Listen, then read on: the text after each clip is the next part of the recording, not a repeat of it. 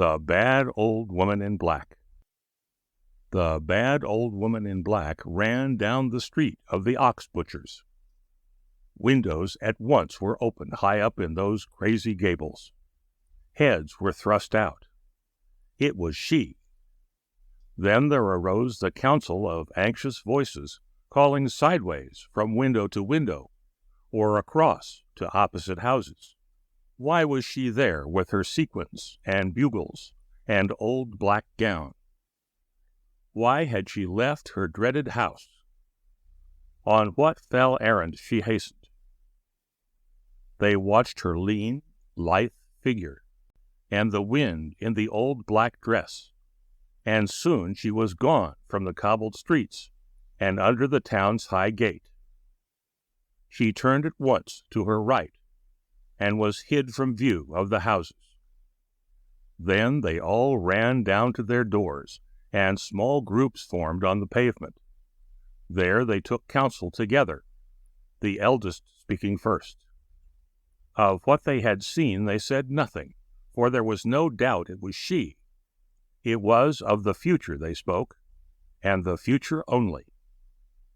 In what notorious thing would her errand end?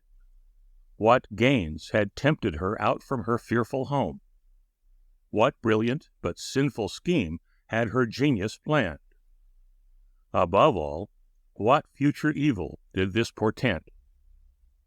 Thus, at first, it was only questions. And then the old graybeard spoke, each one to a little group. They had seen her out before, had known her when she was younger, had noted the evil things that had followed her goings. The small groups listened well to their low and earnest voices. No one asked questions now, or guessed at her infamous errand, but listened only to the wise old men who knew the things that had been, and who told the younger men of the dooms that had come before. Nobody knew how many times she had left her dreaded house, but the oldest recounted all the times that they knew, and the way she had gone each time, and the doom that had followed her going, and two could remember the earthquake that there was in the street of the shearers. So were there many tales of the times that were, told on the pavement near the old green doors by the edge of the cobbled street, and the experience that the aged men had bought with their white hairs might be had cheap by the young. But from all their experience only this was clear, that never twice in their lives had she done the same infamous thing, and that the same calamity twice had never followed her goings. Therefore it seemed that means were doubtful and few for finding out what thing was about to befall, and an ominous feeling of gloom came down on the street of the ox butchers, and in the gloom grew fears of the very worst. This comfort they only had when they put their fears into words, that the doom that followed her goings had never yet been anticipated. One feared that with magic she meant to move the moon, and he would have dammed the high tide on the neighboring coast, knowing that as the moon attracted the sea must attract the moon, and hoping by his device to humble her spells.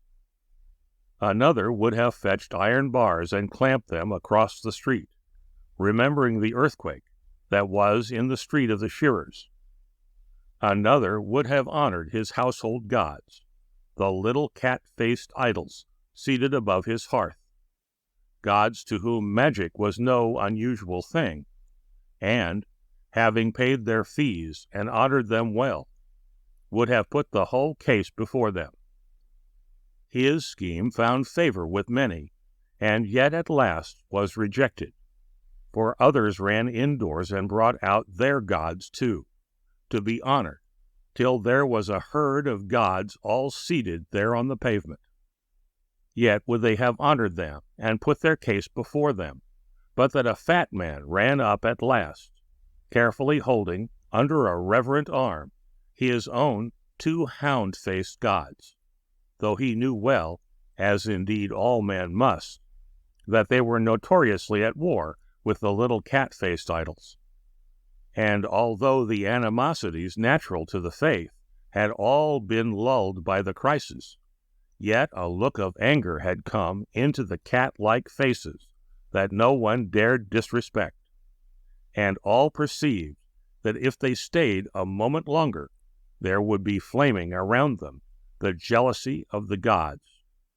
So each man hastily took his idols home, leaving the fat man insisting that his hound-faced gods should be honored.